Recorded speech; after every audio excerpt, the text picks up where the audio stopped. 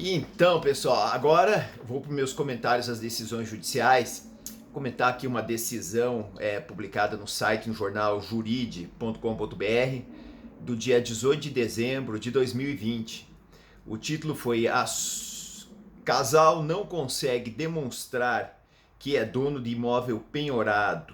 Tá? Então, eles foram considerados aí supostos proprietários. Esse julgamento foi feito pela subseção 2, especializada em dissídios individuais do Tribunal Superior do Trabalho, da Justiça do Trabalhador. Aí, não é do trabalho, do trabalhador, como a gente sabe, né? Então, o seguinte, o que aconteceu aqui? Foi entendido que o casal ele não conseguiu comprovar a real propriedade do bem. Uma questão aqui, então o problema foi uma questão de provas, tá? O que foi dito aqui nesse julgamento? Que foram apresentadas, olha só, contas de luz e comprovantes de despesas com decoração e sustentaram que o imóvel único destinado à moradia da família. Mas veja a questão interessante aqui, ó. Pois o juiz da execução não considerou a posse da casa, a posse que é a materialidade, que as pessoas estavam na casa, acabou não considerando isso daí. Mas vamos ver aqui o que aconteceu então. Diz aqui, ó. O ministro Alexandre Agra Belmonte disse que o casal não demonstrou a posse do imóvel, nem a sua condição de bem de família.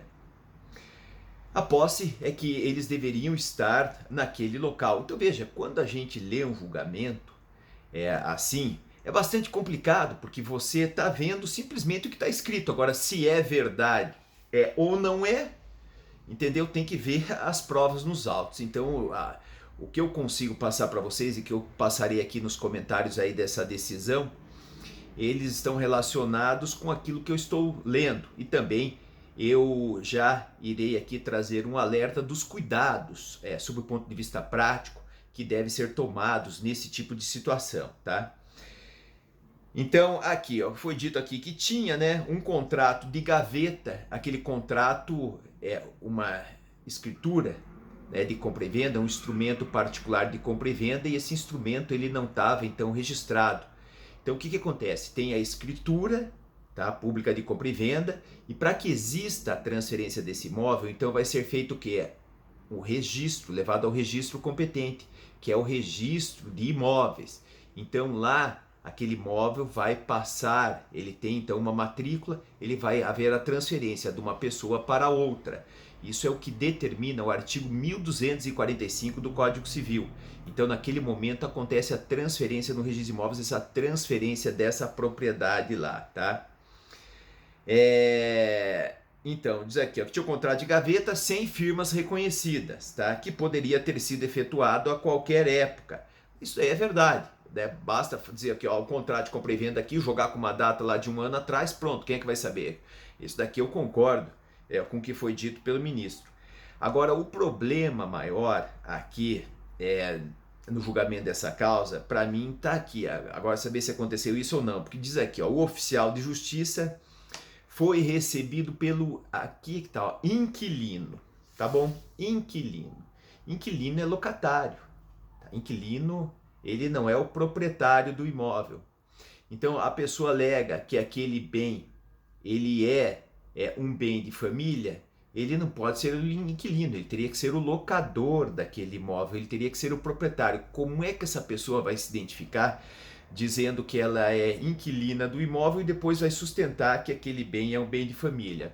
Olha só, sobre o ponto de vista que a gente está tratando aqui dessa questão do bem de família, então veja, a questão importante vai ser demonstrar que a pessoa é proprietária daquele bem. Então, e como que ela pode demonstrar? E eu aqui alerto, olha, comprova aqui com documentos, porque veja só, esses documentos, apresentar conta de água, luz, isso daí também faz o inquilino, não faz? O inquilino está morando lá, a conta de água vai para o nome dele, a conta de luz vai para o nome dele, o telefone vai para o nome dele, essas contas vão para o nome dele, né? De despesas com decoração, ele é inquilino, ele está decorando a casa, não é verdade?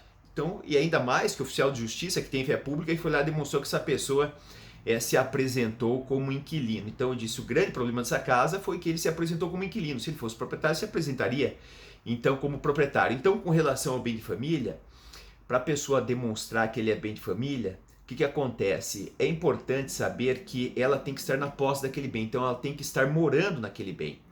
Existem exceções que a pessoa não precisa estar morando no bem.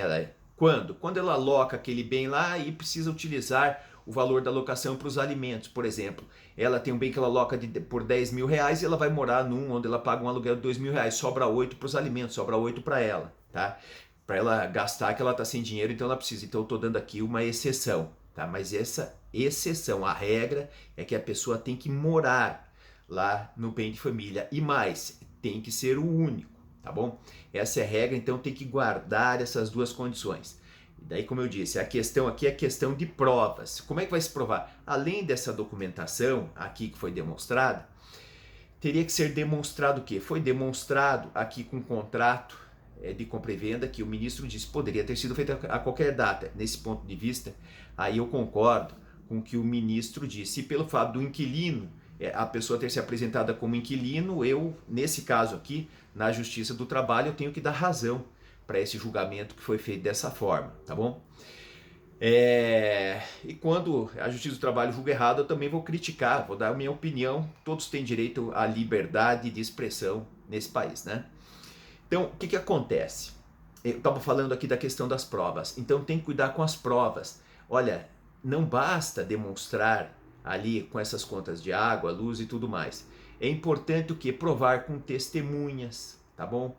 As testemunhas, os vizinhos, que aquelas pessoas sabem que ele é dono, porque dá uma aparência, na verdade, dono. A pessoa pode morar no imóvel alocado e se apresentar como dono, não dá uma aparência.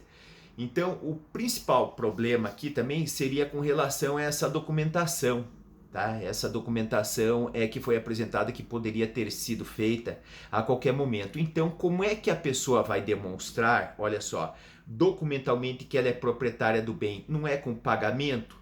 Veja só, as questões no direito são lógicas, as pessoas, desculpa falar, viajam na maionese, viajam.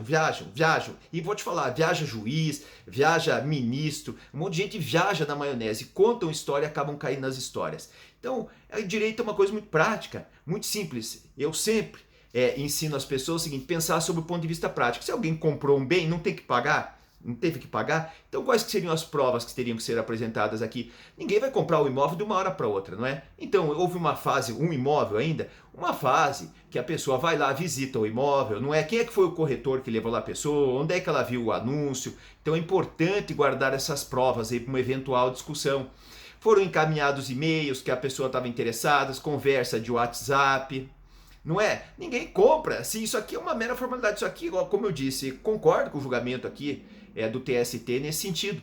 Então é importante demonstrar isso. Não é ficar falando o direito diz que o bem de família é isso, que o bem de família é aquilo, que é protegido, que é ali protegido. Não, tem que ser prático, tá? Tem que ser prático. Fazer toda essa prova demonstrativa que eu estou dizendo aqui, como que a pessoa entrou com o corretor, como é que foi feita a compra, como é que foi feita a transferência, não é? A principal prova que alguém comprou não é o pagamento. Então faltou aqui, cadê a prova do pagamento? Entendeu? Cadê a prova do pagamento? Tem que demonstrar isso, que a pessoa pagou, comprou aquele imóvel. Porque senão essa documentação aqui, o inquilino realmente apresenta essa documentação e ele se passa ali, então, como suposto, né? Como suposto proprietário, tá? Então aqui fica essa minha dica, essas considerações para você pensar no direito, sempre do ponto de vista prático. Primeiro pensa prático, comprou, cadê a prova do pagamento, cadê a negociação preliminar, junta essa documentação para demonstrar, olha aqui, ó, se não tiver declarado imposto de renda, tudo bem, foi sonegada essa informação por enquanto aí, depois vai lá e declara. Mas o que acontece? Tem que demonstrar que aquele imóvel foi comprado, tá bom? Então, e que aquele é o único imóvel, bem de família. Tira no registro de imóveis, apresenta a declaração de imposto de renda para provar que é o único, tá bom? Então, assim, ela vai conseguir demonstrar isso. Espero que tenha gostado aqui dessa dica, desses comentários e te aguardo no próximo.